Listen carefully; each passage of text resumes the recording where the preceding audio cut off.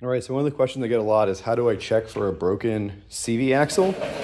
And the way I do it is jack it up so the suspension's at full down travel, meaning that's the worst angle it should experience. Spin the axle and look to see if you see any binding or moving. A lot of times you'll see it kind of rock the inner cup as you turn it, and you can hear stuff. You can also, while you spin it, rub your hand on the axle shaft and see if you can feel any clicking or anything.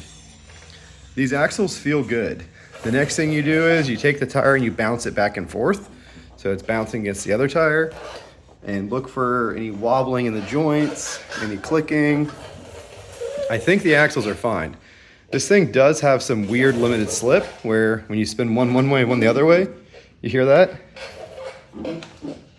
It's got a lot of limited slip, even when the rear diff is unlocked.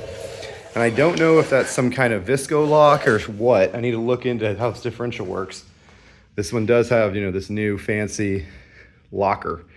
But one thing that I did notice, hear that?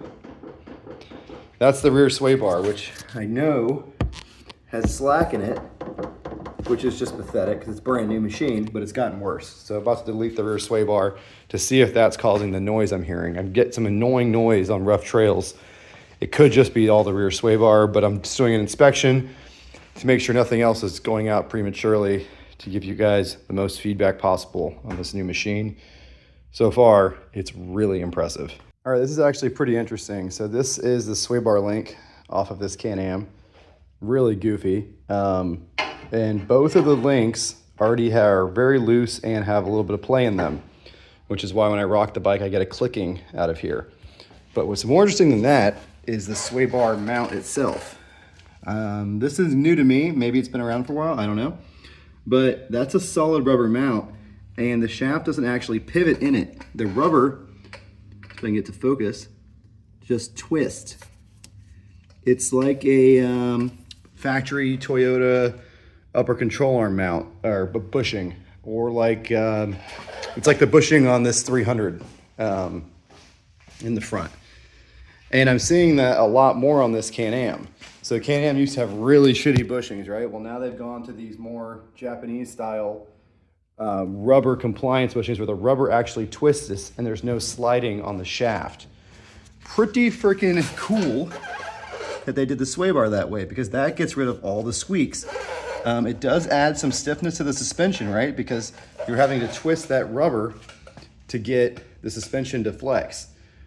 Even if both wheels are going up together, the sway bar is adding stiffness. And that's kind of new. Most systems, the sway bar only comes into play if you have leaning, right? This sway bar is actually adding stiffness to the suspension. So I'm interested to see how it's going to handle with it disconnected. The suspension should be softer in the rear a little bit, and hopefully I won't have any of those annoying noises. I also went around and retorqued all the bolts on my suspension. Everything was tight. These bottom control arm bolts could have been a little tighter, so I snugged them down. Maybe got a quarter of a turn, but everything's pretty tight. All the shock mounts are tight. Really just trying to figure out where this looseness I'm feeling in suspension is coming from. But because of the way that this arm actually has some resistance on it, it makes a little more sense that these sway bar links could be causing all of my annoyance. Now you see here, there is a left and a right. They're clocked differently, and I'm gonna have to try to make something to replace this with some Honda style tie rod ends or sway bar links or something. But yeah, kind of a weird length and very weird how long one of these studs is, because it goes completely through the center of the arm. There's not a tab on the arm. So it's gonna be fun to make this work, but I'm sure I'll figure it out. The first thing to do is just to leave these off and go ride around and see if that gets rid of my loose feeling in the suspension, the chunking, the clunking noise, and also see how annoying it is to not have the sway bar. If it handles well without it, I'll probably just delete it. It looks like I can get it out of here without pulling the gas tank, because there's a nut down here and there's a bolt there, which I think I can get out. There's enough room. That'll save a little bit of weight. I hate to delete it though, because I do ride this machine pretty fast and I'd like to keep the sway bar for stability, especially with the passenger. And I also love the sway bar bushing design. That is really cool. All right, so the sway bar is not connected. The links are sitting on the vise. And if I rock the bike, so I got the jack under it so it can pivot on the front tires off the ground. If I rock it, there's no more noise and conking noise. But you can see that the tire does move relative to the fender a lot more. So let's see how rideable it is. I'm kind of hoping it rides okay like this, and I can just delete the rear sway bar. I do that on a lot of machines because I generally value wheel articulation over stability, especially on a quad where you have the ability to lean to stabilize the quad. But when you ride a passenger, you really have to be careful with no sway bar because your center of gravity is a lot higher and your passenger is never going to lean the right way. So if you do this, do it at your own risk. However, I think it's probably going to be okay. Disappointing update. This is what the oil on my front diff looked like. It's not just milky, it's pretty contaminated with either like some kind of clutch material or metal. You see there's a magnet on there. Yeah, so the front end feeling I was having were when I was in front diff unlocked and one wheel was in the air and it would spin fast and made like a kind of like a grinding feeling, like a clutch slipping feeling. Might not be totally unwarranted based on the way that fluid looks. So I gotta do some more research into how this front diff works. This is a new front diff to the Can-Am ATVs. Something's not super happy in there. Maybe some water got in. I dipped the vent lines under once before, but I checked it and it looked okay then.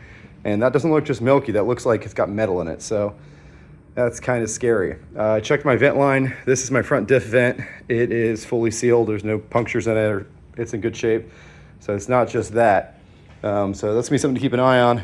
Obviously I'm just gonna change the fluid and keep riding it and see if it explodes. But not a great sign. I've also had water in my sub-transmission already. I'm about to change that again just to do a flush because I only changed it once last time. But again, this is why you check your fluids, all your fluids, anytime you go deep, because the longer you drive around with contamination, the greater the chance of doing permanent damage. All right, so my transmission is very milky.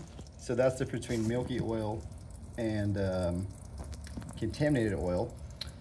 And that's definitely getting water in it. And I already could kind of tell the seal, the output shaft seal in the back of the sub-transmission is a little wet. So I'm fairly certain the sub-transmission has a seal going bad already. Water's getting in there, which is unacceptable, right? 150 miles in the machine, already leaking sub-transmission. Yes, it's been deep, but it is an XMR with factory snorkels. And it's factory vent lines, so that's not good. Have to figure out what's going on there. And the front diff, not really sure what's going on. The rear diff and the engine oil are nice and clean though.